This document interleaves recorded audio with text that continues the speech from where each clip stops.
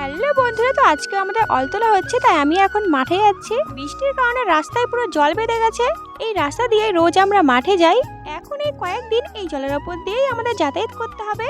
এত জলের মধ্যে দিয়ে আমি এখন মাঠে যাচ্ছি।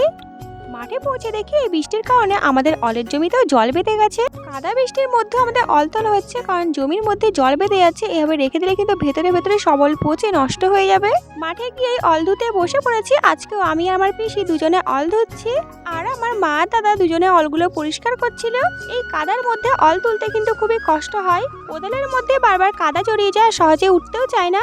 আজকে এই কাদার মধ্যে অল তুলতে আমার বাবার অনেকটা খাটনি হয়ে গেছে, খুব কষ্ট হয়েছে। এখন আমাদের অল তুলে ধোয়া হয়ে গেছে। আমার মা এখন অলগুলো সব ব্যাগের মধ্যে লোড করে নিচ্ছে। ব্যাগের মধ্যে লোড করে নিয়ে আমার মা, দাদা আর আমরা তিনজন মিলে এখন ব্যাগগুলোকে মাথায় করে রাস্তায় নিয়ে যাচ্ছি। আজকে আমাদের অল তুলে রাস্তায় আনতে আনতে সন্ধে হয়ে গেছে। রাস্তায় পৌঁছে বস্তায় লোড করে নিয়ে এখন টোটোর মধ্যে তুলে দেওয়া হয়েছে। আজকের মতো ভিডিওটা এই পর্যন্তই। ভালো লাগলে লাইক কমেন্ট শেয়ার করে দিও। টাটা।